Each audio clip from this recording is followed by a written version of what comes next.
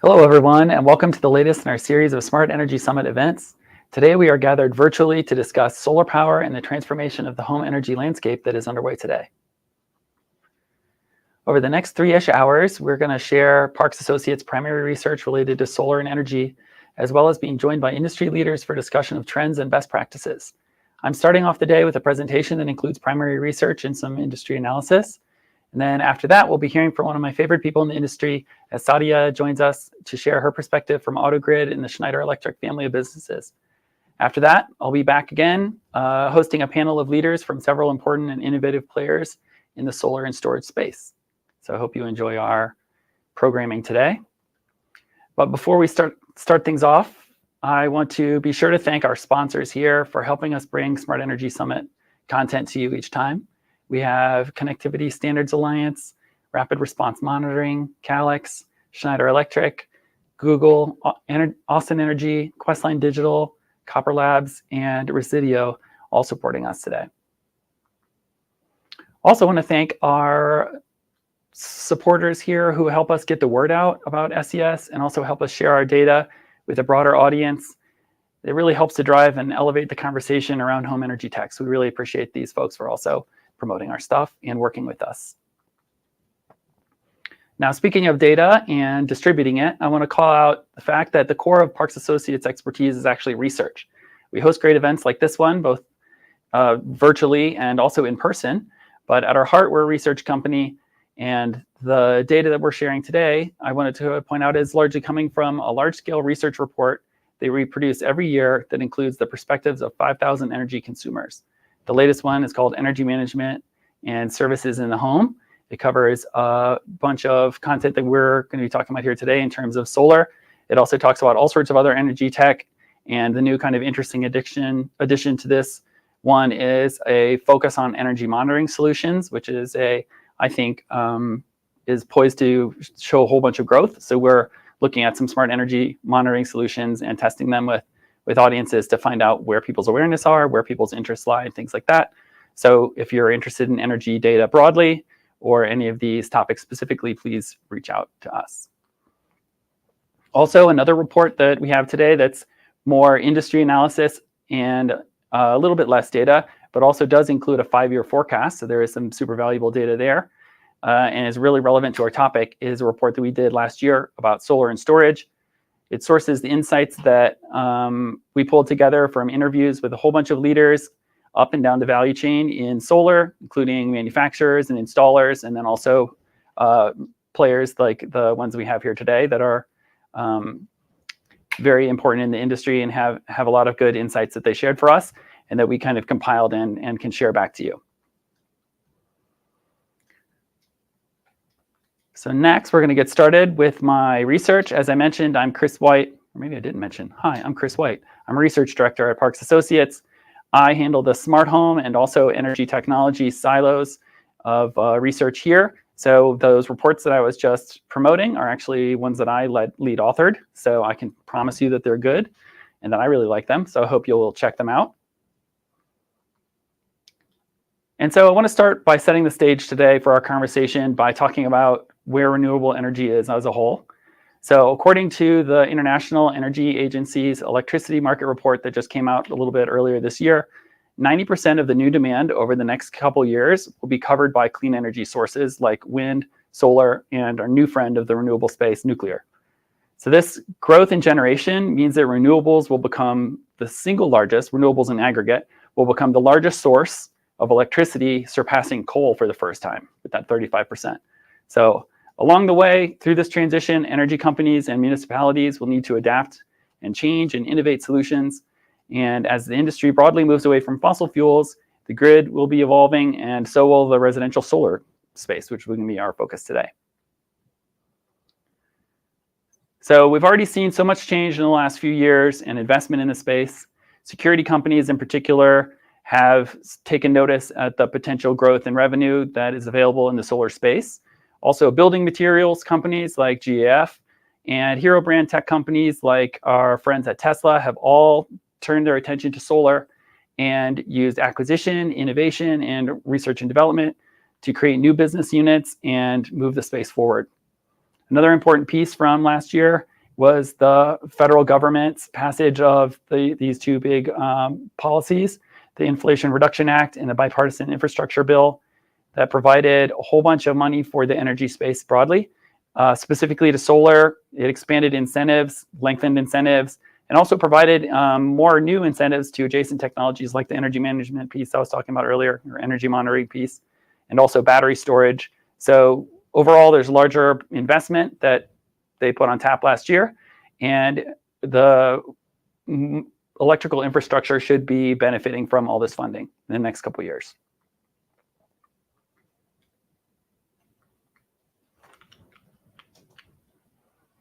Our data indicates that these changes are coming just as we pass a tipping point where energy consumers in the US, who have long enjoyed electricity that is cheap compared to other citizens around the world, are starting to struggle a bit with the costs. So consumer perceptions here definitely align with reality. The official Bureau of Labor Statistics electricity cost tracker shows a major boost starting in 2021 that coincides with the inflationary period that we're experiencing right now, but then also the Russian invasion of Ukraine. So that war and the sanctions around Russia that are occurring there in the major energy producers of Eastern Europe has had a global impact on the energy markets.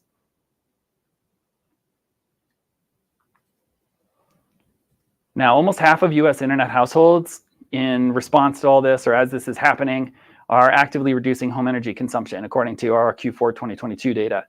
Another 40% actually want to consume less energy, but they say they lack the knowledge or the time to invest in energy saving practices. So this segment, this 40% segment of households, is really critical to achieving wider adoption of sustainable energy practices and reducing energy consumption. So this is really who we're targeting. Our friends here that are going to be joining us on the panel later, and Sadia's folks too as well. This is really who they're targeting. And broadly, residential solar, I should mention here, is probably the longest lever available to reduce energy costs for a consumer and also reduce consumption of grid electricity. So consumer demand coming from this chart here definitely portends well for the industry if it can overcome some of these opposing market forces. And we saw that to cool the inflationary economy, the Fed raised interest rates 16 times, I think. They're thinking about doing it again, or maybe it's going to be paused. It's kind of up for debate right now. But that has definitely impacted home sales and home builds. So that means fewer new homes that are solar equipped and solar ready. So we're seeing that as a trend for a lot of new, especially kind of upper middle class homes and above are coming solar equipped for sure. And then also all of them in California. So that was going to be a big boost, but now that's a little bit on hold. And also we're seeing fewer households moving this year because it's difficult for them to buy a new home with the higher interest rates. And our research shows that it's a key time period for investment in home technology. So in the year right around people move, that's when they buy a whole bunch of smart home tech or energy tech. So that's a big deal for the market. If there's fewer moves, that's a downward pressure as well. Now, the other piece is the more direct pressure as interest rates go up. Financing for things gets harder, right? More expensive. So about a third of consumers that are considering solar say that they would want to finance the solar system. And so obviously that would be at a higher rate now and result in higher monthly payments. And that is going to make it more difficult in the sales process to prove ROI on the buy. So in all of this climate, we see in our data, purchase intention is falling. You see it here in dark blue, coming down from a nice peak in 2021 where everyone was feeling good economically and doing a lot of home renovations. But we know that solar is still a great solution that can make a major impact on energy costs and have a positive ROI even in this environment with unfavorable rates.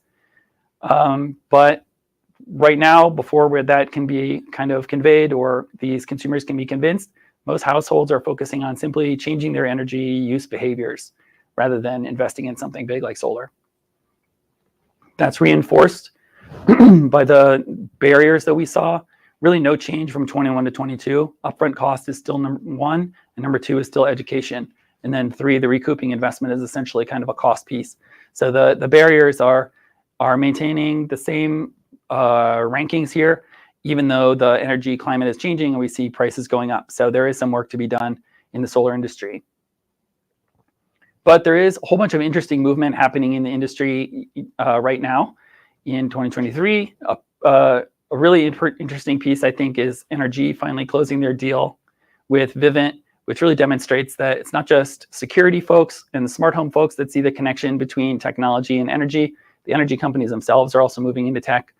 So with this NRG acquisition, we'll be seeing home automation being essentially made easier to distribute to over 7 million customers of NRG in the Northeast and Texas, representing 16 gigawatts of generation.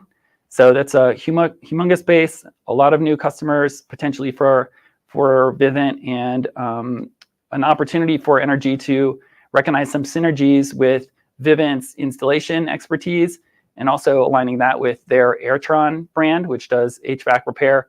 So there's potential for some really interesting stuff in terms of using Vivint's door-to-door selling and the Airtron plus Vivint piece, as well as NRG's base, to get a lot more smart thermostats on the walls and a lot more energy tech out there in the space.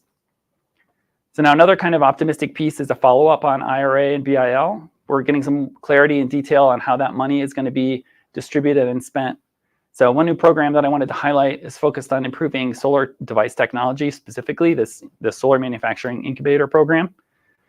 So it may not be well known outside the solar space, but what I learned from everyone that I talked to really in my research for the solar industry report that I mentioned earlier, it's that panels have really started to be seen as a commodity. As a commodity product, the software and other aspects around the solar system are being seen as the more value add. So many of the big players in the space actually shifted manufacturing of the panels to OEMs so they could focus on other aspects that they saw as more value added. And I think it's fair to suspect that innovation in those components suffered as a result. So hopefully that sort of downward trend, hypothetical downward trend, has been reversed or will be reversed by this new funding, this money that's being distributed, and the potential that it has to change the way that we use the tech and where it's manufactured. So what we're looking at specifically here, based on the grants that the Department of Energy has released to the companies that I'm showing here in the logos and some others, is innovations intended to facilitate disassembly and recycling of the panels once their useful life is over, and also make the systems more durable and safe. And that can include applications even for offshore solar farms, which I didn't really know was a thing, but it sounds really cool. And also panels can have new form factors, including folding screens that can be more easily moved and deployed. So that's always going to be beneficial for installation and getting into more unique places to install solar. And then finally, the materials themselves are improving. I'm told, not a chemist, but what all the research indicates is that this new innovation, silicone perovskite, is going to improve the efficiency of the panels, and that also silicone carbide and gallium nitride can be used to make inverters more better performing. So all this new innovation and R&D coming in this space, even in this bad economic climate, we're seeing a whole bunch of movement, money from the government, interest and demand.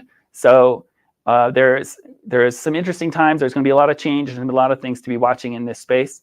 So I'm excited to be tracking it for Parks Associates and also talking to our panelists later today about it. But first, we're going to hear what Sadia sees from her perspective at AutoGrid.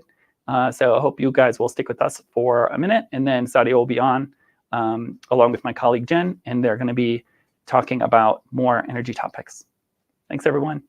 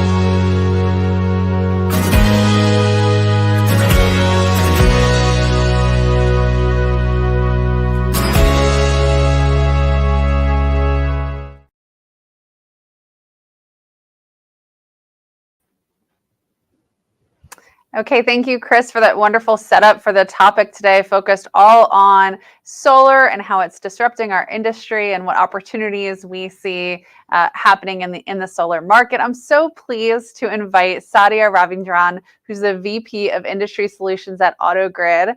Sadia has more than 15 years of experience in clean energy technology space. She was one of the leaders leading the team that partnered with Schneider Electric in the acquisition last year of AutoGrid into the Schneider Electric family. And so I'm so pleased to invite Sadia in today to share her thoughts as we have this quick discussion here. Hi, Sadia. How are you? Hi, Jennifer. How are you doing? Wonderful. So good to see you. Thank you so much for joining us today. Likewise, it's always great to participate in Parks Associates events. Well, for those who might not be particularly familiar with AutoGrid and exactly where you sit in the wider, smart energy ecosystem, tell us a little bit about AutoGrid and your role there. All right. So AutoGrid is the leader in energy flexibility management. We deliver demand response, distributed energy resource management, and virtual power plant solutions to utilities and energy companies. And our platform addresses a wide range of customer and asset classes, whether it's commercial and industrial or residential, which is the focus of our topic today, or even utility scale assets. So ultimately, everything is about delivering flexibility to the grid when it needs it the most. And we're seeing more and more uses of these home energy management solutions and assets that are deployed in the home that can be used to provide this kind of flexibility. And homeowners benefit from that as well. Yeah, fantastic. Well, so that's spot on when we think about more and more solar assets coming onto the grid, whether they be residential or a big solar farm or commercial implementation. Can you tell us a little bit about what sort of orchestration and coordination is really necessary as we go through this major paradigm shift and how energy is generated and managed in the United States? Yeah, so I think when you're thinking about home energy management, it's essentially more and more loads and sources of generation that is connected in the home and that you can communicate with, you can get data from, and you can orchestrate in some way, right? So when you look at the major loads in a home, there's cooling, heating, and there's also washer dryer loads or anything that's significant there. With more EVs that are being added, more consumers buying EVs, that adds a significant amount of load. And then of course generation, which reduces load, and which can create some challenges and opportunities in the other direction. So when you're thinking about the overall grid and being able to address all of these loads, there used to be no visibility or no access into them. But now, with the IoT technologies that are coming into play, with more connectedness overall in the system, you get that visibility. And what do you do with that, right? And how do you use that? How do you leverage it? Is really at the core of the orchestration solutions and a platform like the one AutoGrid provides. So here, with more of that connectedness, essentially you can provide flexibility in both directions. So we always think about flexibility as a let's reduce demand, let's curtail load.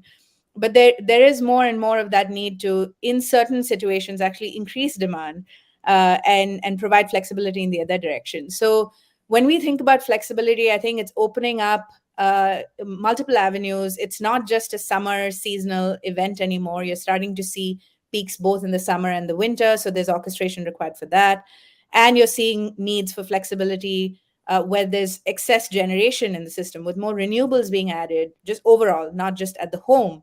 How do you then offset any imbalances in supply and demand where demand is really low? I think you and I shared this story about Australia, where I believe 1 in 3 homes have solar PV assets. And during the holidays and weekend periods, what ends up happening is that the demand is really low, but the supply is so high that the distribution system operators had to send out crews to physically turn off assets. We can do much better than that. And that's what an orchestration platform and an orchestration solution provides. Just being able to do this in an integrated, interoperable, and seamless way. Yeah, it's incredible to think about those instances happening in Australia today, but maybe in the US, another down the road, and in certain markets too, right? Where that generation in the residential space would actually, overtake the demand, and having the tools to be able to turn things off and on remotely. One thing you mentioned up front here is about having better visibility to some of the devices, on the other side of the meter, or IoT devices generally. Could you talk a little bit about, the view that you're able to have into these data sources? Because I do know that, some of the data is being shared from device manufacturers, some not so much. Maybe there's a fragmentation or different types of reporting and what data is shared. How do you sort through all that? Yeah, and it's a problem we're intimately aware of in the AutoGrid context, because we've had to deal with that level of fragmentation and variability across the various DER partners and vendors that we work with, right? So some vendors, they prefer to group a bunch of customers together because they say, look, providing visibility down to the asset or device is a little bit challenging for us. And we want to be able to protect customer privacy and related considerations. With some other assets, you get like, especially in the context of solar and storage, you can get the solar output data, the battery output data, both in terms of state of charge, so you know what you have in terms of the level of flexibility that you can offer. So there is this variability, but I think a platform, especially a vendor agnostic platform, which I believe is essential to being able to deliver value both to end customers and to utilities and the grid alike. You need to have a platform that can deal with these different challenges and variability, and also account for that in some ways, right? So if you have visibility, a great amount of visibility, that means your ability to orchestrate it with precision is very high. If you don't, then you have to make some intelligent guesses or assumptions based on data, using your machine learning techniques, using some assessment of what the behavioral impacts of customer behavior and customers using these assets would be, and how do you account for that when you're calculating what is the available flexibility. So it's not a problem that we can solve today. So if you have to work and still deliver value to customers, you have to have a platform that can deal with these differences and provide that layer of abstraction, because ultimately anyone who's leveraging flexibility, or any entity that's leveraging flexibility, doesn't need to be exposed to all of this complexity. They just need to know, okay, how many megawatts up or down I have that I can use. And that's what a vendor agnostic platform needs to be able to do. Now, this goes right into the virtual power plant model, right? And the opportunities and maybe limitations that are there today. I know that AutoGrid recently joined the Rocky Mountain Institute's virtual power plant plan partnership in March. Can you tell us a little bit about what that initiative's about, and maybe some of the strategic focus? What are you trying to accomplish by being part of that initiative? And maybe what are some of the things that are limiting virtual power plant model today? Yeah, so the Rocky Mountain Institute VP3 initiative is essentially bringing industry entities and players together to be able to accelerate the deployment of virtual power plants, right? Fundamentally, we all believe that there is tremendous potential here that we can leverage, and we need to mitigate those barriers that are coming in the way. And in all honesty, some of those barriers are introduced by industry players themselves.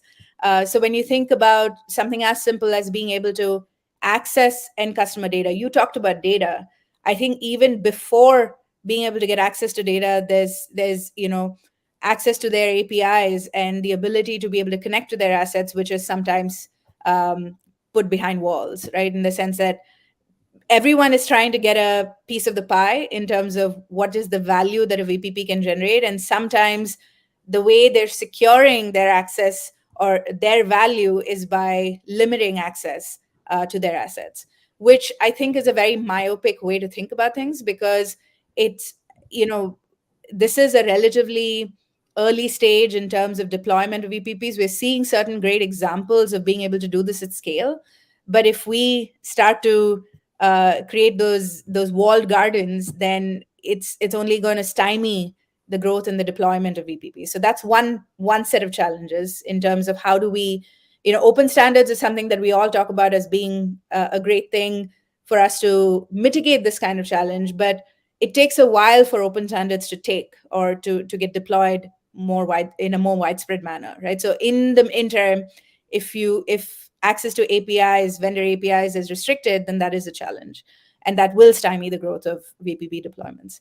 Then the secondary sort of challenge that we talk about is just the regulatory and policy structure and how this flexibility is viewed and valued. So a lot of utilities, when they do their integrated resource planning, they say, okay, this is what we expect our demand to be. This is how we expect to be able to serve this demand. And there's usually always a little bit of a shortfall that they show how, that they're going to be able to serve using a variety of strategies. So utilities are consistently procuring megawatts. But when they think about procuring megawatts, there is the traditional view, which is that this is megawatts on the supply side, right? So more wind, more solar, potentially battery assets, or any kind of traditional sources of energy and power. But then there is a whole amount of flexibility that can be delivered through demand side resources. They don't have to be available all the time 24/7, but they can provide flexibility during those critical junctures, right? So how do utilities view flexibility? Do they think about it at par with any other supply side resource that offers flexibility during these, critical periods? That's the second part of this. And then the third part of it is just how do we value this flexibility? Just like the pure dollar and cents amount that we're assigning to flexibility from the demand side. If you think about it as delivering the same value as, let's say, a peaker plant, are you incentivizing it at the same level as a peaker plant? Today, that's not the case across the board. So I think these are some of the barriers that we're seeing, just having operated in this part of the industry for so long, and we're seeing a lot of consensus to these ideas, even with our industry counterparts, and then the goal is to see how will this sort of translate into policy eventually. Yeah, absolutely. On that second point about how are utilities thinking, right, to call on demand side like they might call on supply side? Are you seeing a shift there? I mean, certainly we've watched some of the leading utilities who are very engaged in some of the smart energy initiatives. I think have organizationally started to transform that. But some of it really comes down to internal processes, internal management. It's kind of an old school industry. And sometimes that internal change is some of the hardest to bring about. From your perspective, how much are we seeing utilities change their mindset to be able to call on the VPP, model in those instances when it can serve their needs? So you're absolutely right. This is it's not just a technology challenge, right? It's a people and process challenge as well. And we've had several conversations with utilities about the energy transformation, the digital transformation. What does it take to make it happen? And the organizational change is a central piece of it. And it's true. And I think instances where utilities are able to break through those kinds of silos is when someone's done something that they weren't supposed to do and they've shown the value, and it's like, oh, okay, I guess we can do this now, right? So there is a little bit of the ask for forgiveness rather than permission with certain certain parts of the utility that say, okay, we should try and push this forward. But it is something that's going to take time to stick across the board, right? So you have utilities where the challenge is much more imminent, where they are getting more, the end consumers are asking for more of these kinds of services and solutions and want to participate, and there's high levels of willingness to do so. Or they have any sort of decarbonization mandates, which means that their ability to rely on traditional sources of energy and power are going to dwindle over time. So they need to plan for that. There are different drivers that kind of spur this conversation with certain utilities over others. But we're seeing a lot more of that now than even a couple of years ago. There's a lot more urgency that I sense when I talk to utility executives about, yeah, this is something that we need to make happen. Yeah, that's really interesting. And one of the things you mentioned was a little bit of that consumer pull. Yes. So let's talk about the consumer mindset a little bit. Chris just presented some research about how when we compare barriers to solar adoption from the consumer point of view, we've been trending this market for a long time in our own consumer survey research. The barriers have largely stayed the same. And the number 2 barrier is just this very low awareness and information about exactly how it works, what the costs are. We've done some focus groups and qualitative research as well. And it's just what I call a very essentially low information area for consumers, unless you've actively gone through the process of having somebody evaluate your home for solar. It's almost like that's so out of my wheelhouse of understanding that there's a huge gap to fill here. Can you think share anything that you learned at AutoGrid, or I know Energy Sage as part of the wider Schneider family as well, about how to help raise the level of understanding and awareness among consumers, so that even the first step is sometimes like asking the right questions, to start that conversation and raising that level of education. Yeah. I mean, you're absolutely right. Like the idea that you don't have necessarily know or have a trusted source to be able to get this information from is a very real issue in the context of solar and storage for homes.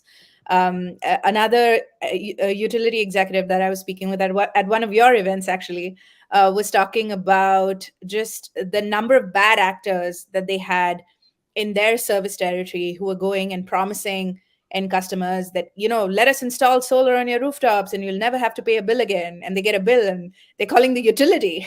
Like, why do I have a bill? So it's just the landscape is it doesn't protect the consumer necessarily from these kinds of bad actors coming in and promising the moon and promising being able to do everything seamlessly and delivering them these solutions, right? So I think that in that context, a player like Energy Sage that's coming in and saying, enter your information, you're not going to have these hawk salesmen who are coming and trying to trying to sell you something that you're not sure about, but we'll give you information about very many trusted partners in your area who are servicing you, who you can get more reliable information from, right? So that it's solving that problem of the trust issue. Now, in this context, the NRG Vivint partnership that Chris was talking about is a really exciting one, because it is the utility who is in the business of serving the end customers already saying that, look, I have a trusted partner that you can go to, that I'm invested in, right? So because I think the fundamental tension is that when you're deploying solar, you're actually reducing your contribution in terms of revenue to a utility, right? But if a utility themselves are saying, this is a partner that you can work with, right? There is probably, it's showing a little bit more of that alignment of interest, where it doesn't seem like a fundamental sort of tension between, okay, I'm going to reduce my bills, which will affect the utility, but the utility is actually marketing this particular partner, right? So I think these kinds of things help in terms of cutting across the false information and just not good information in terms of what customers can rely on. I think that's definitely a starting point here. Yeah, I think that's an absolutely fantastic point about some of these new models and new partnerships really realigning incentives in a way that it makes sense for a utility or an energy player or a security player bringing in energy. So NRG and Vivint is one example, ADT Solar as another example. I think Brinks has a partnership as well, where you have the home services and the sale aligned with the energy player, to change up some of how those, natural business incentives work. Yeah, absolutely.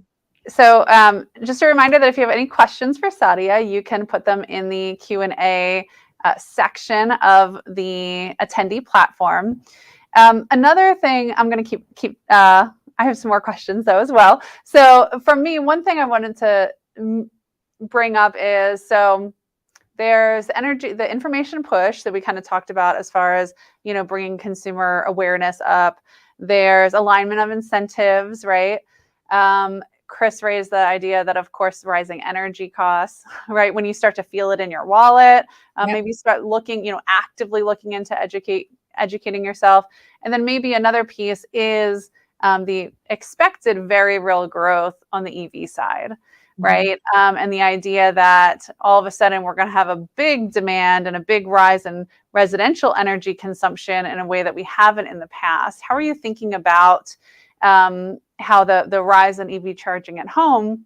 And Parks Associates data does say, when we survey EV owners, where do you primarily charge? Where do you prefer to charge? It is primarily at home, at least today. How that really is going to impact the demand for solar, and maybe even the use of battery storage, with thinking about the EV as itself a battery right at home. How are you thinking about that at AutoGrid?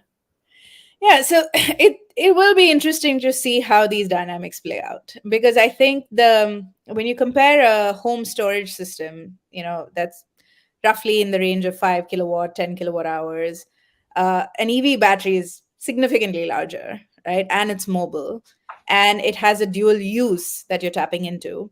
And the other piece of it is that you don't have to worry about uninstalling and reinstalling it if you move homes, right? And a lot of us tend to move homes at least a couple of times in our life, right? So especially when you're thinking about the payback period of a stationary solar and storage asset on a home, where as a homeowner you have to decide, okay, am I going to be here for the next 5 to 10 years so as to be able to recoup the value of this investment?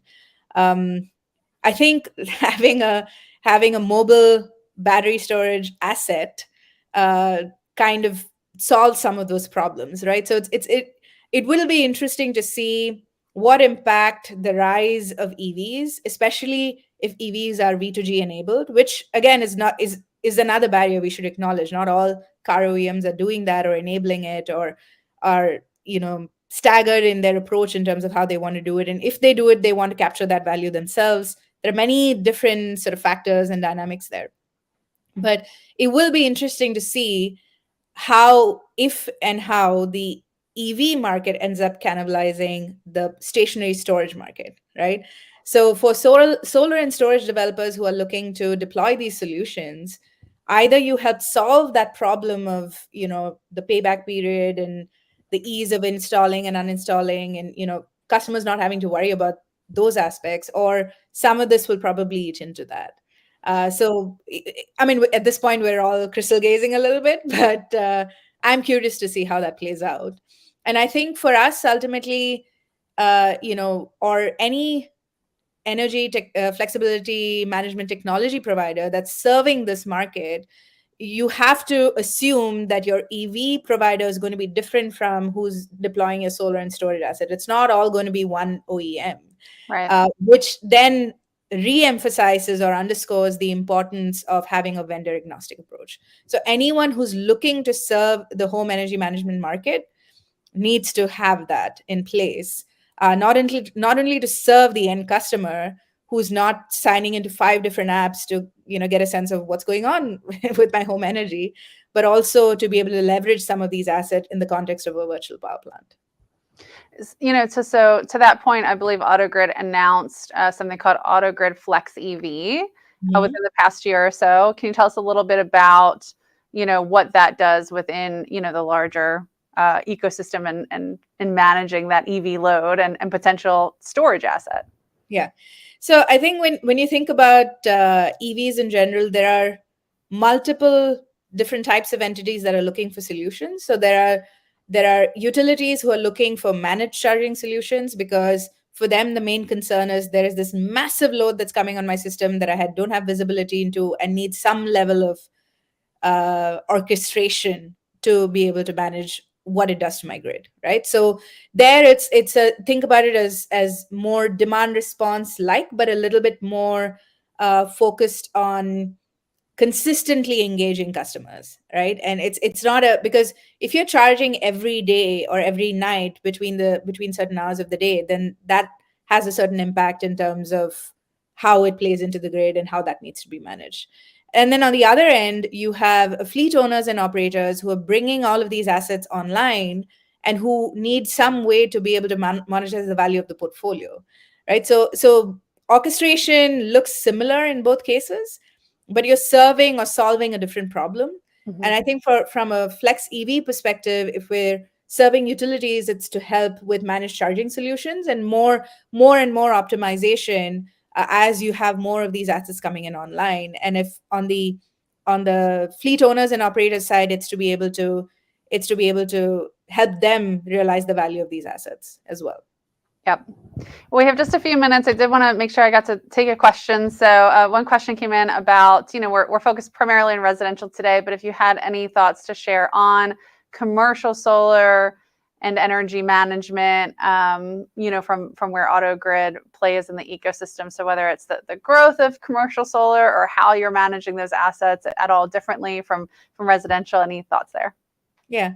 So from a commercial and industrial perspective, what changes is how you're able to connect to the assets. So it's usually not API driven. It's usually you're using some sort of a SCADA protocol to be able to connect to these assets, and you're getting a lot more data back, which actually allows for much more precision in terms of orchestration, and you're solving more or solving for more different value streams or co-optimizing across different value streams, because commercial and industrial customers who are installing these assets, they're interested in reducing their bills. They want to reduce their demand charges. They want to be able to maximize the value of their time of use rates. They want to, if they have any sustainability initiatives, which a lot of them do, right? A lot of corporates with multiple sites who have these kinds of solutions deployed, they want to be able to report on these metrics as well. So being able to maximize the use of the solar is another big value add for them. I think what CNI customers and these kinds of assets allow us to do is that you need fewer of them to be able to aggregate to something meaningful in terms of flexibility. But you are also doing more complex optimization as well, right? So the platform or the orchestration platform needs to be able to handle that. We recently announced Microgrid Flex with Schneider Electric's microgrid line of business that's focused on delivering solutions that can help accelerate several developers' pipeline in terms of microgrid deployment. And the AutoGrid Flex platform we used to be able to orchestrate, manage, optimize the assets within the microgrid for these multiple value streams. So again, it's everything is about how do we make it easy for the customer, right? Like how do we deploy these faster, get them the value faster, and aggregate them sooner to be able to deliver flexibility to the grid. Awesome. Well, maybe just to wrap up, it would be great if you wanted to speak at all on, since you've had this big change in joining the Schneider family, what has that meant for AutoGrid, or, your focus or your strategy, if there's anything you could share in your last minute or so here. Yeah, I think the best thing about being aligned with a company like Schneider, which was voted the most sustainable company in the world, is that there is this commitment towards facilitating the energy transition and active steps, not just in the investments that they make, but also how they're approaching the space to be able to facilitate that. And I think when they acquired us, we fit very well into their overall investment portfolio in terms of how we're able to enhance value across the board. And I think the benefit, or what I've really enjoyed, and I've been working with the Schneider team since their first round of investment back in May 2019, is that there's a lot of support provided to companies like us at AutoGrid to be able to scale our solutions globally. And they from an approach perspective, they do keep their sort of acquisitions and investments independent to let the companies kind of do what they do best, but provide that additional support to help them scale and accelerate growth. And that approach, as far as a big company is concerned, has been very refreshing and something that we've benefited from quite a bit. Well, thank you for sharing a little bit of that inside look at how things are going since the acquisition. Appreciate it. And thank you so much for sharing your expertise with us. We always love talking to you and hearing what you're seeing on the market. So thank you so much, Sadia. Likewise, Jennifer. Thanks for this very, very engaging conversation. Wonderful. Okay, so give us just a minute and we're going to do a quick transition to our full panel talking about solar, batteries, and the grid, consumers, and home energy management.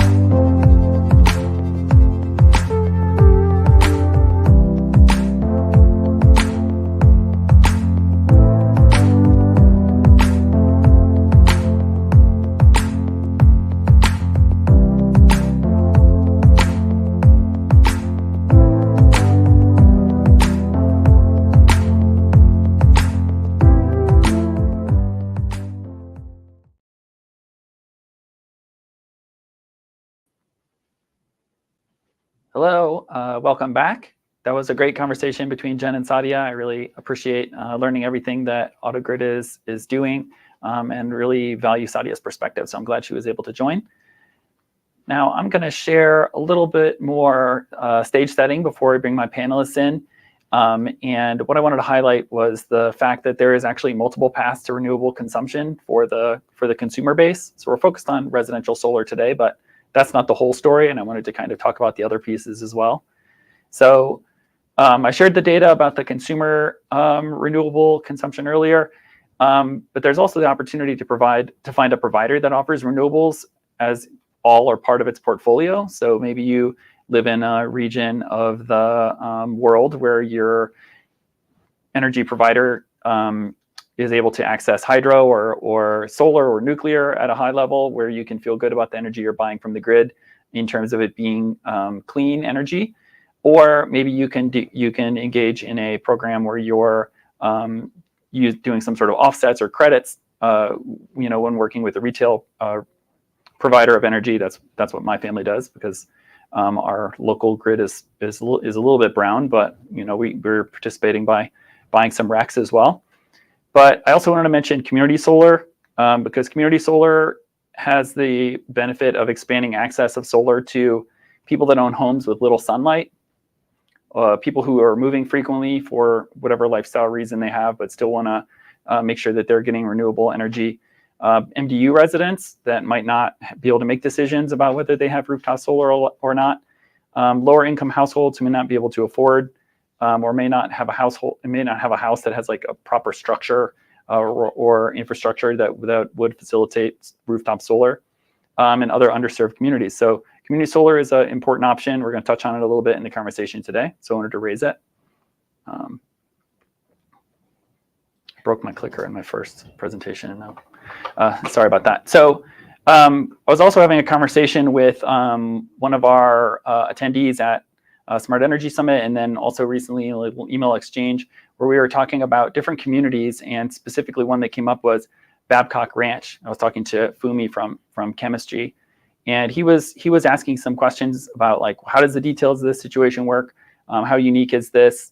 And so we're going to get into a little bit about how this type of community solar works, where it's developed with a specific builder in the conversation. But I just wanted to to raise the issue of the possibility of a planned community that has solar. So Babcock Ranch started this journey in 2018.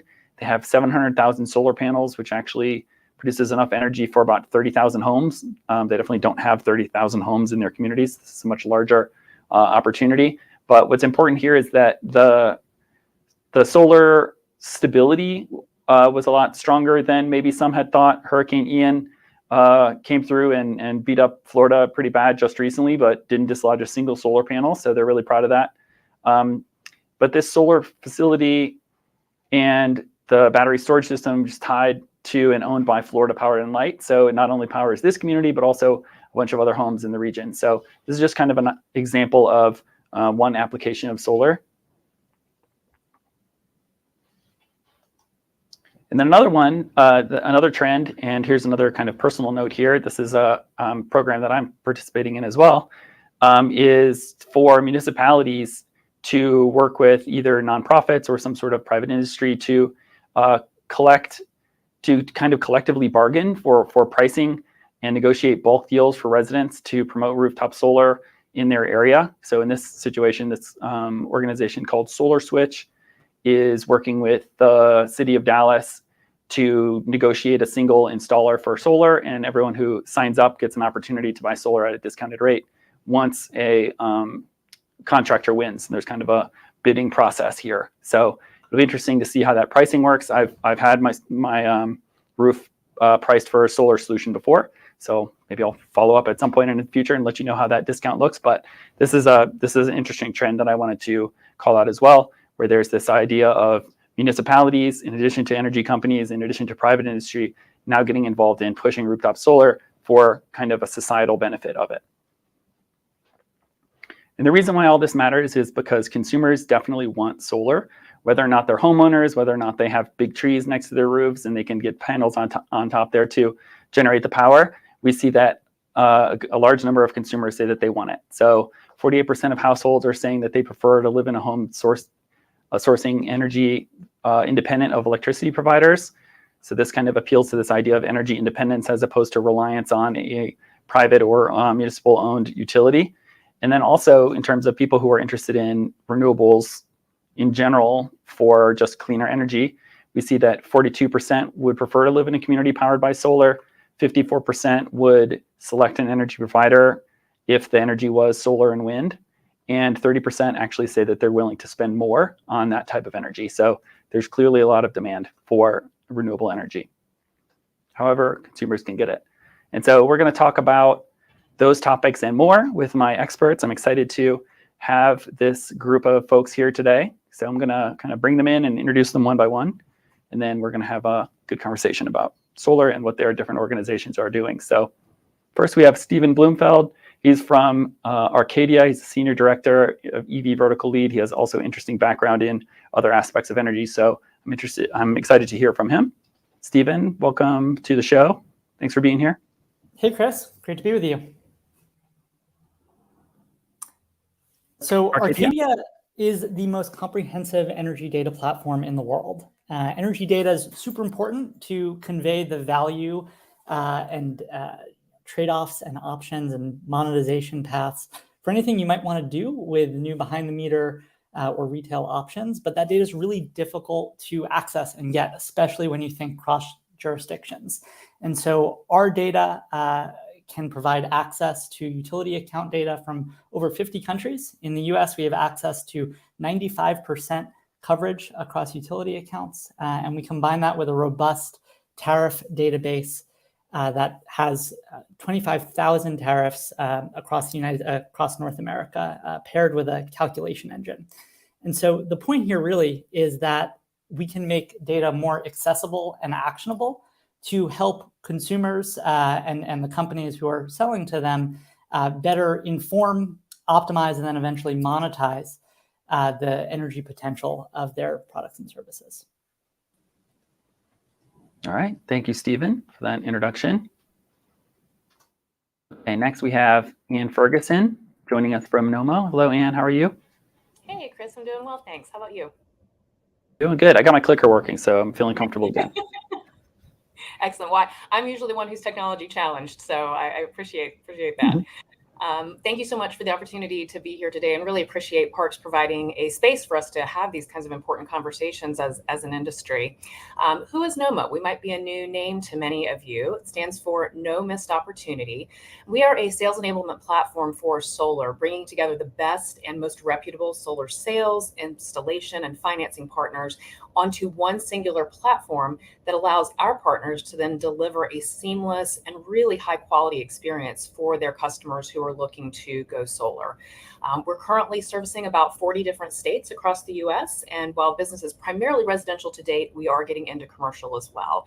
So very excited to contribute to the conversation today with my fellow panelists. All right, Anne, thanks for that intro to NOMO.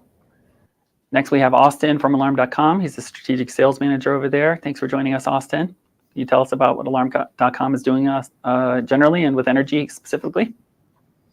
Yeah, and thanks for having me on today, Chris. I'm looking forward to it. So, Alarm.com is a software as a service platform for the smart home. So our main focus is providing an integrated smart home solution that can really address a broad spectrum of consumers. So, we're a mass market solution. We have over 9 million customers that are on the platform, and that's both residential and commercial customers. Bulk of our business is in the U.S. and Canada, but we are in over 50 countries internationally as well. And then our solution is sold. We don't sell direct to consumer, but we sell our solutions through a network of over 11,000 service providers, most of which are going to be home security and smart home integrators. And then our main mission is to support our service provider partners, and then to also make the customers' properties safer, smarter, and now more energy efficient, as we've expanded into kind of the energy realm here through integrations that we now have on the solar side, specifically with SolarEdge and Enphase. And then we've also been working pretty closely with NOMO, with Ann and her team at NOMO, to roll out a solar program, which we introduced to our service providers about a year ago now. So thanks again for having me, and looking forward to the discussion today. All right. Thanks, Austin, for teeing that up for us. Okay. Next, we have Troy Morgan, the CEO and founder of Pantech Design. Troy, thanks for joining us today. Hey, Chris. So Pantech Design is an 18-year-old company that's been around to primarily service the luxury home automation market. We've actually designed, engineered, and programmed thousands and thousands of large-scale homes, buildings, and yachts. And around 2017, we started to realize the true collision between the custom integration industry and the energy industry, literally happening at the project site. And with that happening, we decided to take all the knowledge and information that we have about all these disparate devices and technologies that we're used to tying together, but involve the energy devices as well. And through that, we developed a hardware and software platform called Adapt Energy, with its primary focus on sort of wrapping all these devices like solar, battery, and those kind of things from the energy industry, but also lighting, shades, climate, pool, all of these devices that we're used to sort of putting under one roof, and taking an energy focus to them. And so that's what Adapt Energy does. Super happy to be here and to share more about what we do, but also work with the panel on uncovering some things maybe we haven't talked about yet. Yeah, that's great. So I want to bring the whole panel in together. Like I mentioned earlier, I'm Chris White. I'm a researcher at Parks Associates that cover energy. So I get to talk to these folks a lot in these events, also reach out to them for help and input. So I'm glad to have these conversations whenever available. So thank you everyone for being here. So everyone kind of went through and gave a little bit of a illustration of kind of where your organizations fit in the value chain, and what type of segments you serve. So I really appreciate that. That's great background, and I think it shows how the points of view are a little bit diverse here. So I wanted to start by kind of calling back to what I was presenting a little bit earlier in terms of barriers to solar, including previously was the low cost of energy, There's still the education piece. There's the form factor of the panels and in terms of how they fit on the house. So I just was hoping you guys could talk a little bit about how some of your work is helping to overcome some of those barriers. And I was going to throw it to you first, Miss Ann. Sure. So and I'm glad you mentioned that, because listening to some of the conversation earlier, it really resonates. You know, in the solar industry, there's not necessarily a great track record. There have been some sort of dubious sales practices, you know, coming and trying to sell me a system in Virginia based on rates in California, for example. You know, panels that were improperly installed by fly-by-night companies that then disappeared and weren't around to service the warranty. But we really do see that changing. It's changing for a number of different reasons. One, consumers just have more choice now. As more and more entities are getting into the solar space, particularly the residential solar space, there are more choices for consumers. So they're not limited to just the single person who might show up knocking on their door. There is more research available today to them than there was probably even just 2 or 3 years ago. And we certainly see that the IRA is fueling that, you know, more people getting into the space, more research being available to consumers. That said, it is still a little bit of a black hole. And so one of the things that we really focus on is working with sales organizations and installers who are very much focused on delivering an outstanding consumer experience. And a big piece of that is certainly education and making sure that the consumer understands whether or not they are well positioned for solar, either because of the municipality where they live and the rates that they're experiencing, or because of their particular home experience as well. So that's really core for us and something that we're going to continue to try and further with our partners. All right, Stephen, can I go to you next and you let us know how Arcadia is helping kind of overcome some of these barriers as well? Absolutely. I mean, one of the first questions that a homeowner might ask when they're considering solar is, how do I know it's right for me? Will I save? And Anne was just talking about how confusing that could be because some of the primary questions you need to answer are, well, who's your utility? What tariff are you on? And what does your load look like? And those personal answers are going to be very different. Even two neighbors with identical homes right next to each other might have very different outcomes based on how they use energy, what their tariff options are, what tariffs they're on. And so that's why companies up and down the solar value chain are leveraging Arcadia's tools to be able to access the real-time tariff information, which we know can change. We have tens of thousands of updates to our tariff database every month. And so the ability to run calculations to give personalized proposals and insights and information for this specific home in this specific tariff with this specific load profile is really critical to helping consumers understand their options and what it actually means for them and not an average household, because no one is going to be an average household. Right, that's a good point. It is a very custom install business for sure. So speaking of custom installs, I know, Troy, you guys have some solutions, especially around storage, that I think are interesting in terms of opening up the opportunity for more homes to use energy more efficiently and hopefully more green if they can be pulling energy during green times of the day. Can you talk a little bit about that? Yeah, it's actually a nice dovetail to what Stephen was just talking about, because one of the primary challenges that we found, and quite frankly why we named the product what we did, is that no one system is the same, or the requirements are just not the same. What the consumer is looking to achieve, not the same. And so when you kind of look at all of those different things to try to build a system, sort of a one size fits all that can just drop in and do everything that a consumer would ever want, is it's not really feasible. It's almost impossible.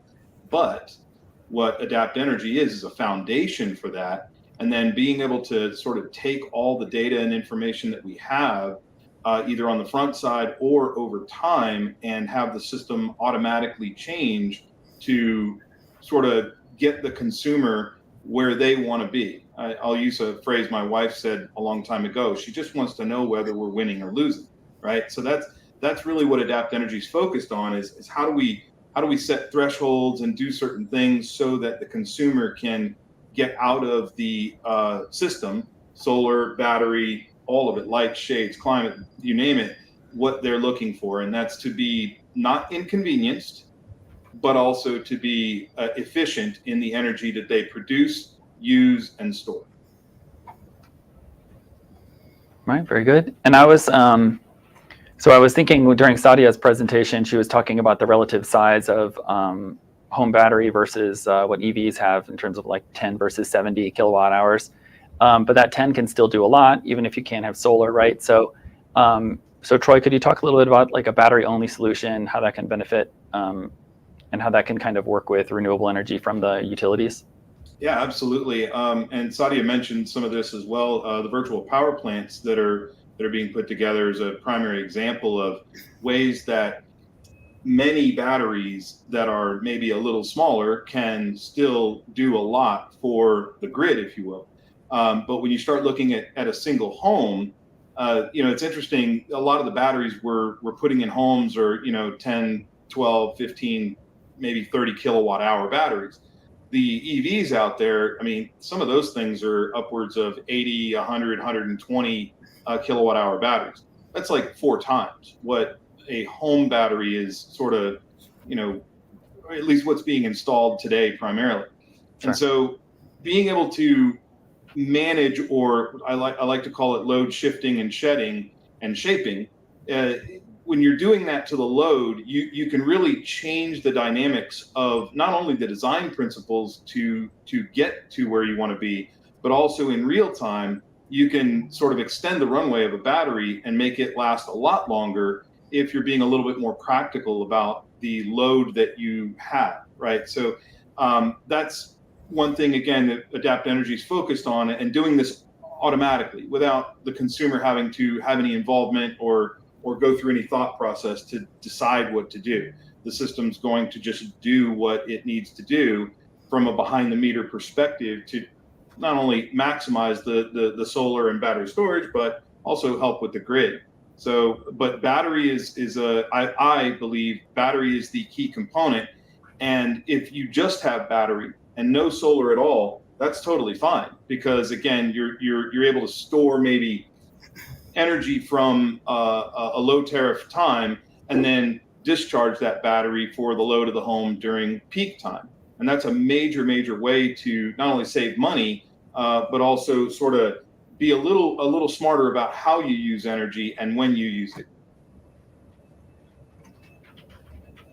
All right, that's great, and thanks for talking about the kind of coordination, because that's a key aspect of optimizing, is being able to take all the information and handling some automation. So I want to go to Austin here for a second, in a second, to talk about automation and how that works with his sort of tech stack. But I wanted to also remind the audience that we can ask questions to this group. I can see it if you put it in the question chat box there. And also we should have a poll available, poll or two polls. Cool. Please go answer my polls in the poll tab, and then I will sort of read out the results to the panels here, and they will tell you if you're right or wrong about your opinion. So please go in there and vote so we can tell you that important information if you're right or wrong. Okay, so Austin.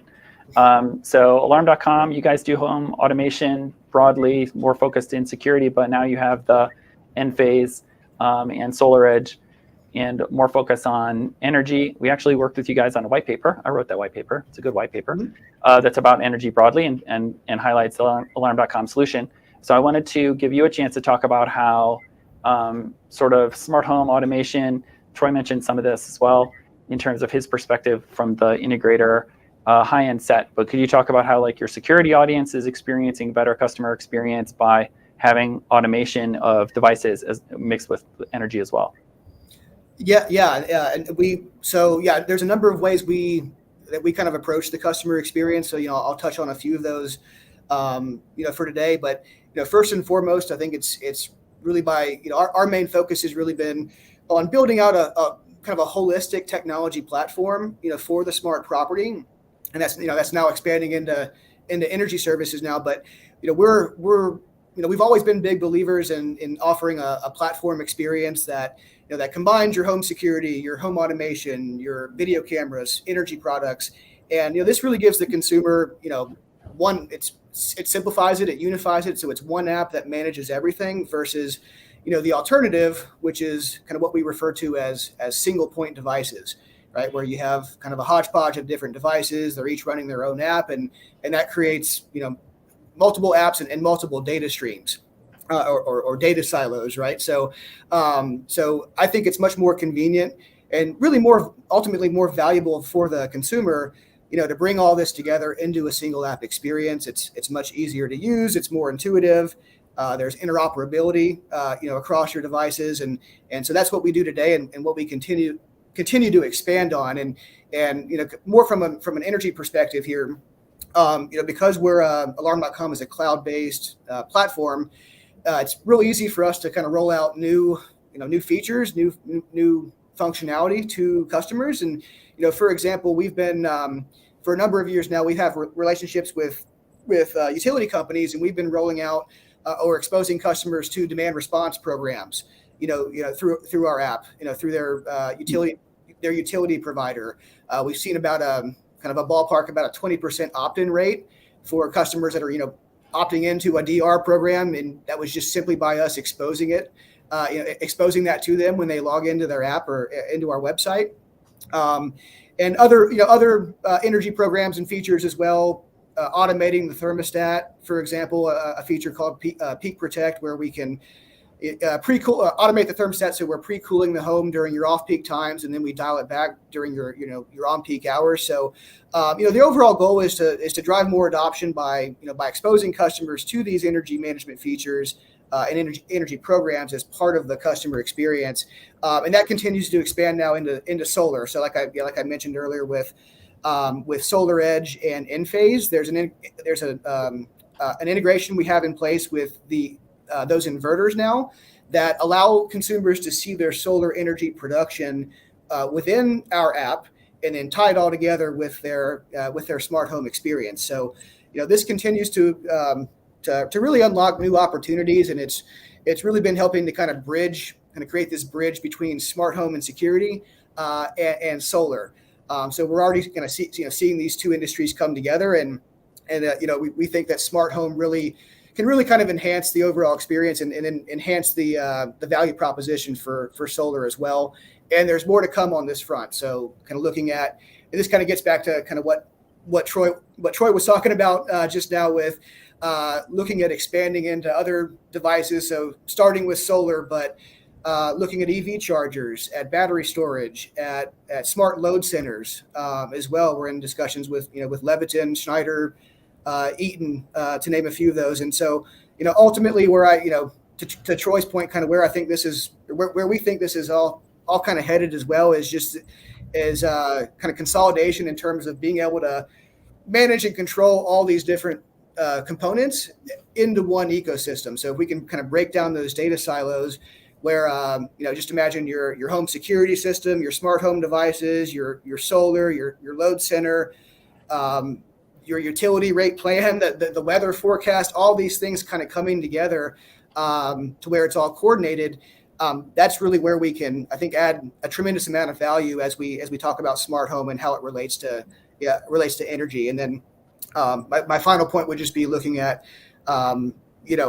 just to kind of reiterate what Troy was saying with if we can kind of break down those silos, all the data's in one place. The data tells a story, and once we can understand that story, that's really going to allow us to do a number of things as far as optimizing the home for efficiency, and then once we can kind of scale that across thousands or even millions of homes, that's where it really gets interesting, right? So there's much more to come, but I think that's where I don't think we're really all that far away from that reality as well.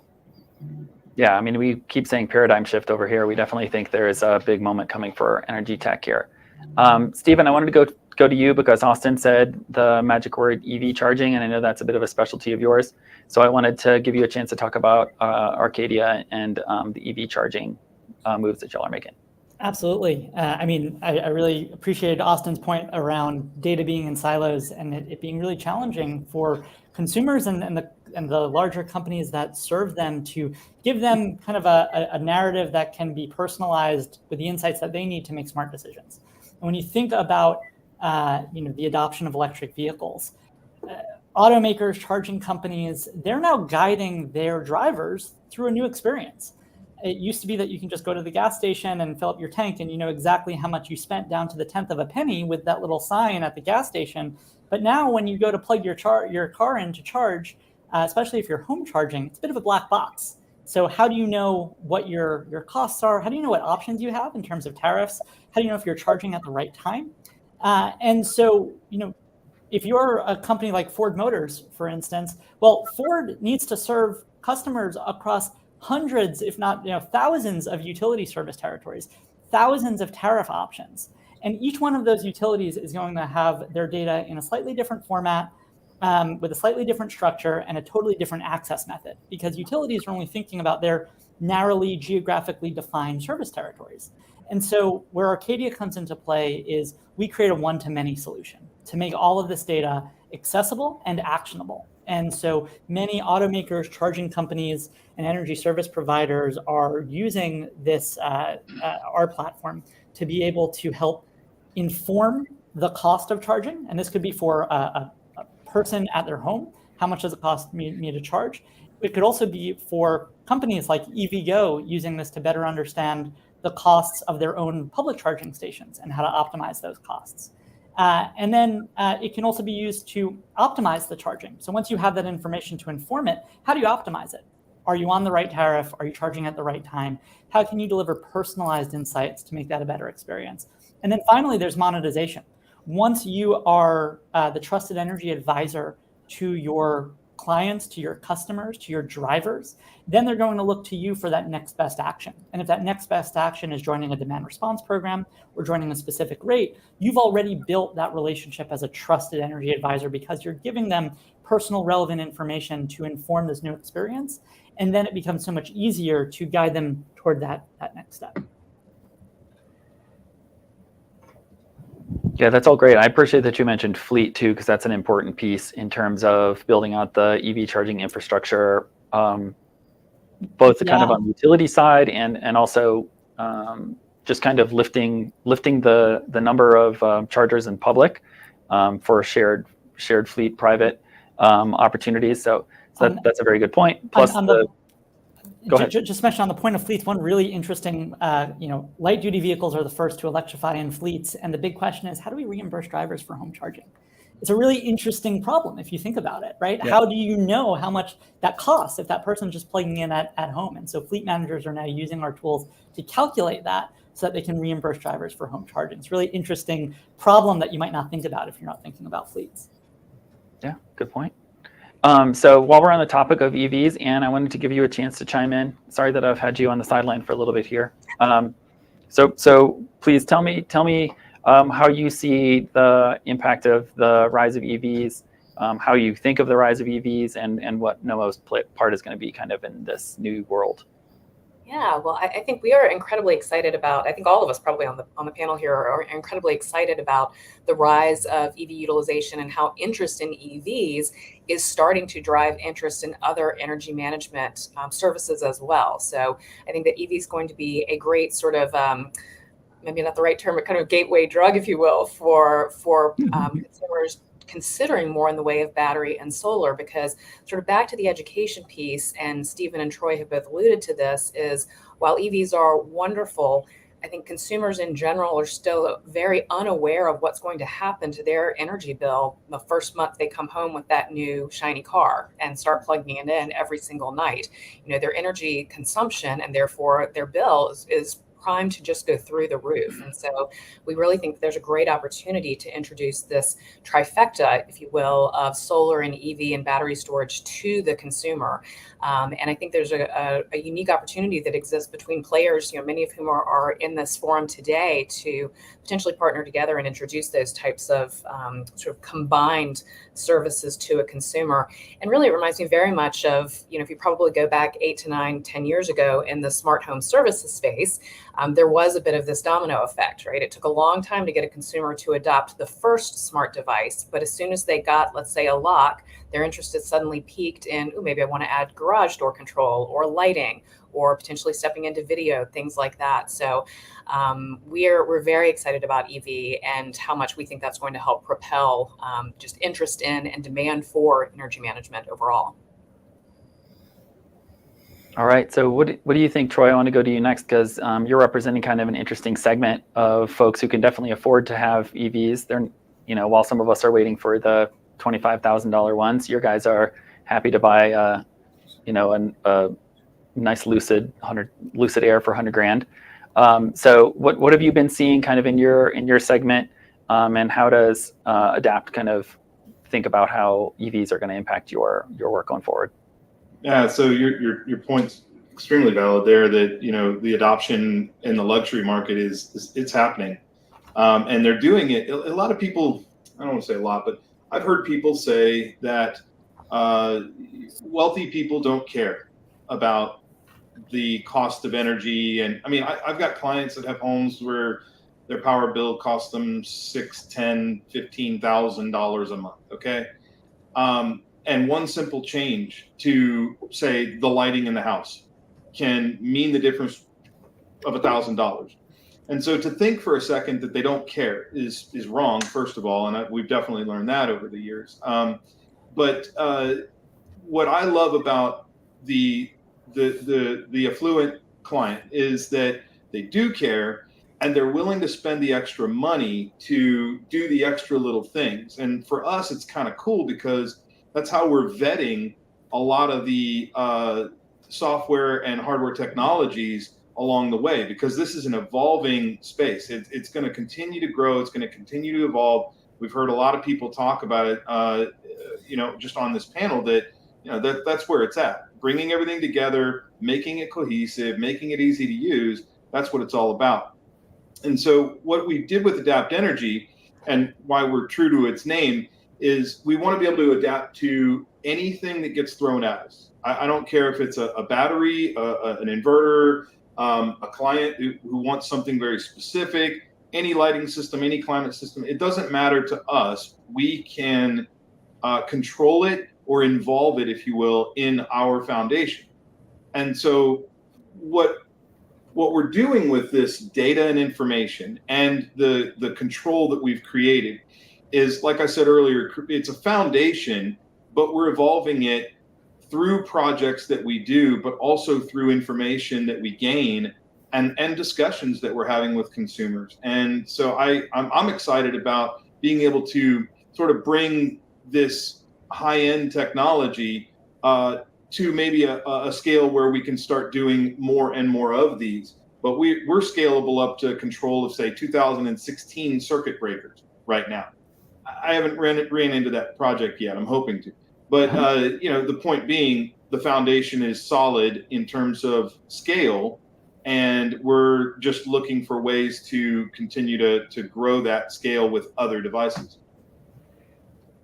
Okay, so you haven't hit that ceiling in terms of loads, but I imagine you have some multiple EV families that you've worked on before. Can you talk about that? I mean, that's something we speak of hypothetically in the mass market right now. Mm-hmm.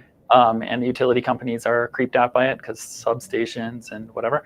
There's tons of electric vehicles in my neighborhood, and I'm wondering when it's going to cause me a problem, because I don't know how the grid is not great in Texas. It's inevitable because it's all behind one transformer. And right. So when all your neighbors get excited about the EV that you bought and go out and buy their own EVs, we're literally using twice the amount of energy in the home as we were without the EV. And that's just adding one EV. You add another one, and now you've tacked on, a lot more.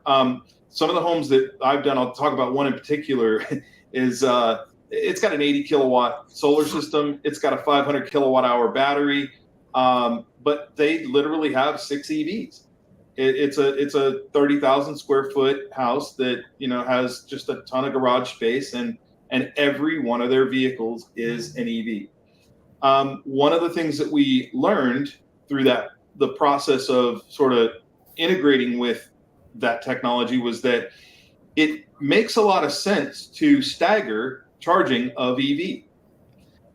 So that's just new software things that we're working on, where we are in control of either the EV charger itself or the circuit breaker, which we have control of right now. So picture when EV1 is done, EV2 starts, and so on and so forth. And what that does is that it's a green move, but it's also a smart electrical move behind the meter within that home, because there's so much power being used for a lot of other things, like elevators and lifts, and just a numerous amount of different things. So it's an evolution of understanding too, because we didn't know we were going to run into a problem, and we actually did with respect to how many EVs that one client wanted to have. Wow, yeah. So that's a corner case that's really going to be the kind of canary in the coal mine kind of thing in terms of testing that stuff. Stephen, I was going to go to Austin here to hear the alarm.com perspective, but Stephen, I wanted to give you a chance to talk about multiple EVs. If that's something that you guys are helping utilities with. Yeah, I mean, again, we really sit at the data layer. And so it comes down to making sure that the data is available for the different hardware and software providers to help guide their end users. When you say multiple EVs, my mind goes to fleets typically, rather than people with 30,000 square foot homes, though I'd love to see their collection. And I would say that in a fleet context, we're working with a number of fleet management companies and charging companies who are looking at optimizing the load across multiple vehicles that might be plugged in at the same time. And so we know that if 5 DC fast chargers, let's say, are all going at a super high intensity, a couple of hours of charging a little bit too much could have an impact of hundreds of thousands of dollars on the utility bills for that one station over the course of the year, just from 5 hours at one time that shifts their demand charge level. And so companies are leveraging our data to be able to better understand, forecast, analyze, and audit their various options, and then using the ability to kind of monitor the utility data coming off of their sites to make sure that they're optimizing all of their various charging hardware and software options to kind of stick within whatever usage bands they're focused on remaining within. Okay, makes sense. All right, Austin, so alarm.com, I haven't seen them announce anything recently about what they're doing with EVs, but I can't believe that you guys are going to be on the sidelines. That's not your style at all. So do you want to talk a little bit about how the alarm.com perspective on this topic going forward? Yeah, sure. And yeah, you were absolutely right. Yeah, we while we're not there today, we are looking at EV chargers for to be in the mix in the future for sure. And there's kind of really two things that I'll just add to here, kind of from our perspective and kind of how we're looking to approach this. But we continue to facilitate partnerships between the security industry and then the solar industry. They complement each other very, very well. There's lots of synergies between the two, and I think that'll continue to open more paths for consumers. By helping or as more and more security integrators partner up with solar companies or whether they go to market themselves. We've already seen that happen now, as you're already aware. So we'll continue to support that and support some of these new entrants there on the solar and EV side. But then secondly, we're also focusing in on the residential new construction channel as well. So alarm.com, we have a presence in 18 of the top 20 builders. So it's a key channel for us, and we want to be highly involved, with the EV transition specifically. Starting with residential construction. So we're actually working with, our ecosystem partners on a number of things, including Ann and her team at NOMO. We've been involved with developing what we're calling a kind of an energy services blueprint. And basically what that means is we aim to kind of help builders embrace things like EV chargers or other energy services, solar, battery, EV, by not necessarily mandate or requiring it or standardizing on all these products, but by helping them construct EV ready homes or solar ready homes, battery ready homes, right? So that's kind of the approach that we're taking.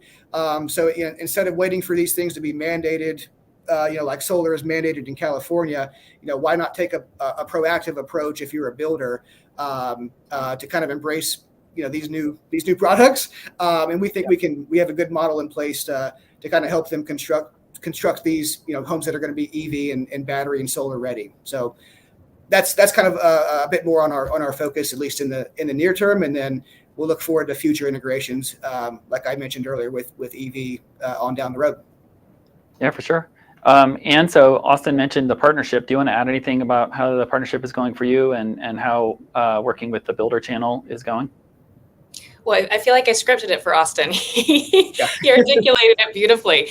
No, we're really excited about that because, again, it sort of gets back to education. And we've talked about consumer education, but there's also a lack of education across a lot of the different entities that are touching the solar, EV, and battery space. And builders are a great example of that. They certainly see the tide coming with consumer interest, and certainly as Austin mentioned, in California, the mandating of solar with new home builds.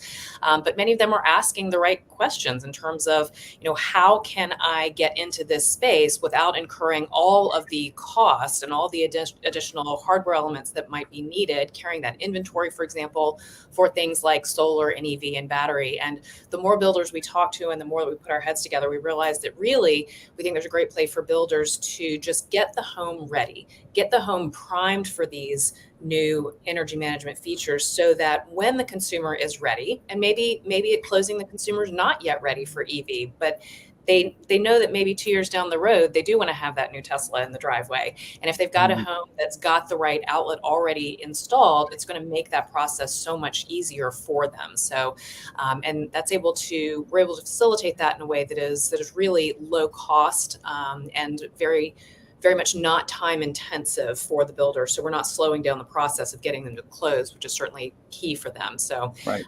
Yeah, that's something that we're very excited about for sure.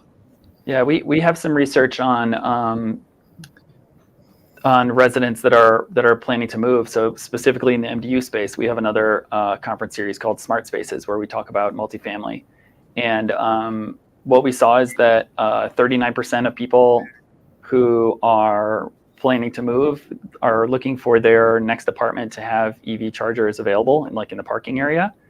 And when you think about where adoption is, like 6%, something like that, the fact that 39% of people are planning for next, means that consumers are thinking the same way that you're saying as builders. The EVs are coming down the road, either it's boyfriend, girlfriend, family member, guest, or sublet tenant or whatever. They know that they are going to need those available in multifamily, and single family homeowners are going to be thinking the same way. So that's something to keep an eye on. So I wanted to reference our poll since we have some responses in now. So we've been talking a little bit about around these topics. So the question says, what will increase the adoption of smart energy products the most? And our options are energy costs, interest in climate change, growth of EVs, or growth of smart home. And the winner right now, with about 2/3 of folks saying that's the biggest, is energy costs. And the last place with 0% is growth of EV. So I think that's interesting because I don't know, I have to say I kind of disagree. I mean, it sucks to be paying 15% more on my energy bill, but it's a bigger deal when I put an extra 50% of consumption on there for my EV. So I'm interested to see what you guys think about that. Is it just the costs on a kilowatt hour basis that's going to be driving adoption? Is it going to be Austin doing a super good job of getting tech in homes and convincing them to also get energy tech? Or is it going to be EVs or something else? Who wants to go first? I'll jump in. I congrats to the audience because I think they nailed number one. I think it's certainly the energy costs are the primary driver, and as we see those continue to go up in many states, that's certainly going to drive interest. But we absolutely see on a daily basis EV driving interest in and actually sales in solar. So, for example, a lot of the solar sales organizations that we work with, while they're out primarily selling solar, many of them also are adding on EV, or in many cases, they will see that there's an EV parked in the driveway, and they know that if they go to that door, there's a much higher propensity that they're going to get a sale because that's someone who is experiencing that real pain in the pocket, if you will, of having just gotten that EV charger. So without having a specific number to put next to that in terms of a percentage of consumer interest or purchase that it's driving, again, we're seeing that in a very real way today. I kind of agree with Ann. I think number one makes sense to me. I think that's where a lot of people are, at least what they're thinking about right now, are the cost of energy, and it's sort of all the way around. It's not just having to go to the gas station and fill up your car.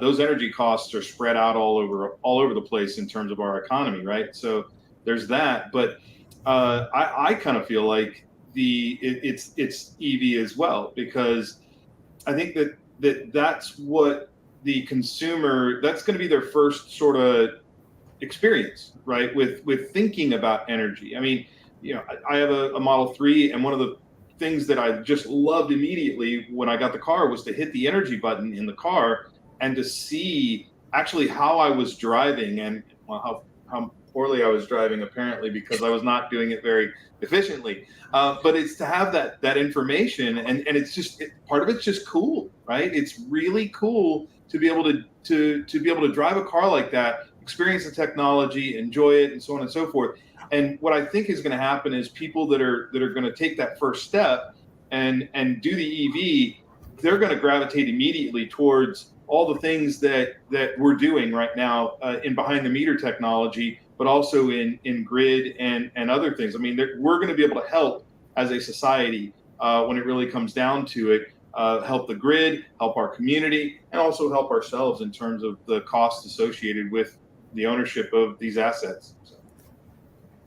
I would just add in there that 10 years ago, people thought about energy the way they thought about toilet paper.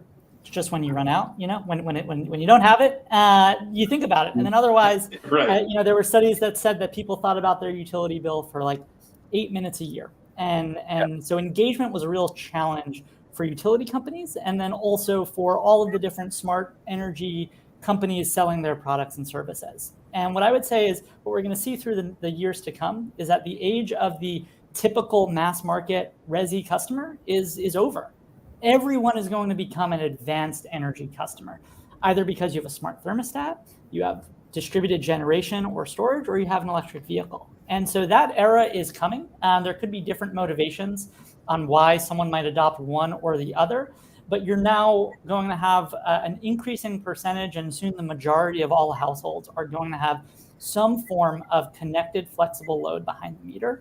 And that is really going to unlock lots of new opportunities to drive additional smart energy services to those customers. And so, while motivations may differ, the reality is that there's definitely going to be more opportunities and choices, and there already are, for consumers around their energy bill than ever before. And so it's really becomes a question of who's going to be that trusted energy advisor to guide them through that process. Yeah.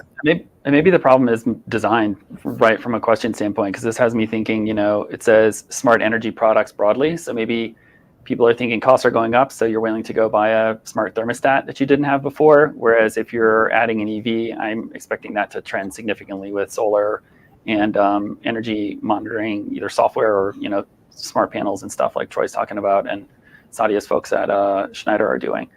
Austin, I'm sorry, you wanted to chime in?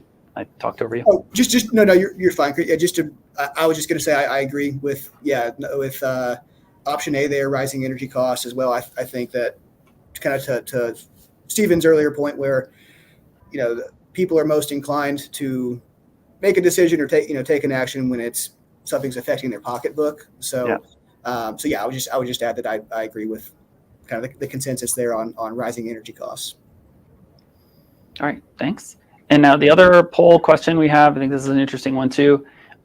Energy storage trends. We talked a little bit about home battery, but this option, we have the option of utility scale, residential, or vehicle to load, which is going to be the most significant in the next 5 years.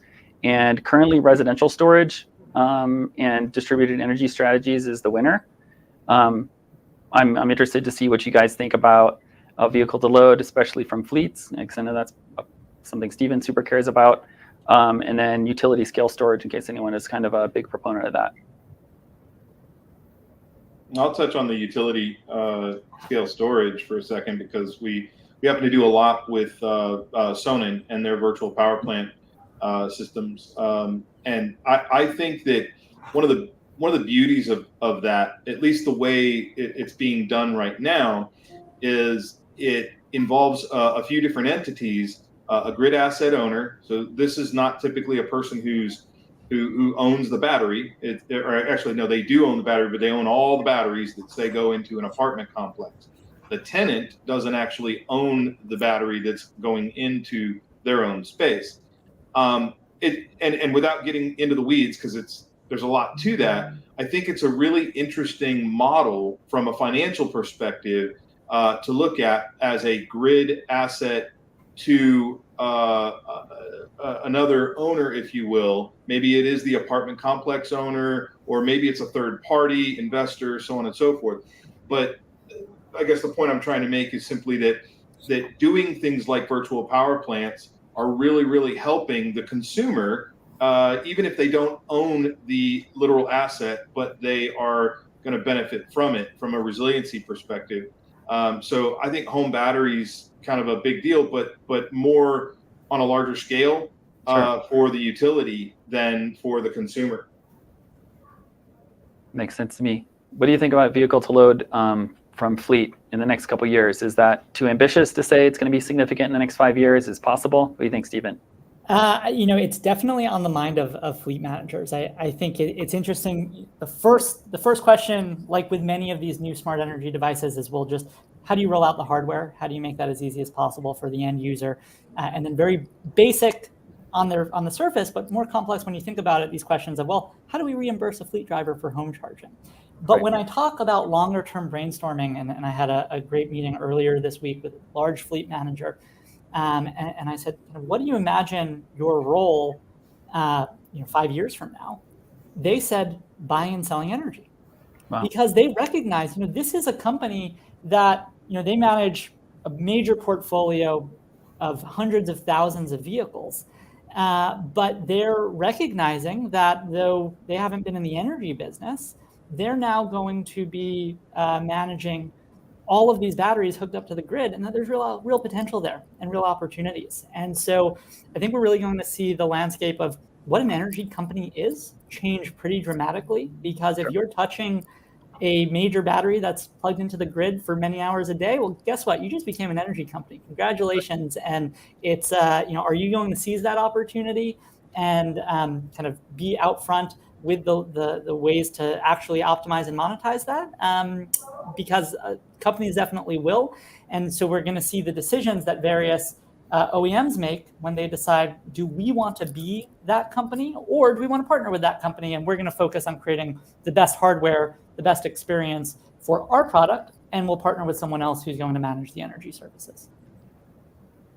Right, and I think that's a good callback to also I was raising the idea of like community solar a bunch and talking about Babcock Ranch, and it's also going to be a new responsibility of municipalities. I mean, you're a mayor of a little town, and if you have a whole bunch of solar and storage available, if you're doing VPP stuff, then all of a sudden that's a new hat you're wearing in terms of managing that. I was talking to somebody at a conference recently that was talking about how some tribal lands, because they have different access to like how they can how their relationships with utility companies can be, like they can do different things in terms of being their own power company. I was thinking that was kind of blowing my mind. Like we think of like tribal lands as being like, we'll build a casino because we have different rules. Well, it's like, well, tribal lands with giant solar farms selling power back to their neighboring states is a really interesting thing to think about down the road. So we're kind of at time here. So I want to give everyone like my thanks for being here. I really appreciate you guys coming. I hope everyone who is listening learned a lot. Thank you guys so much for sharing your perspective.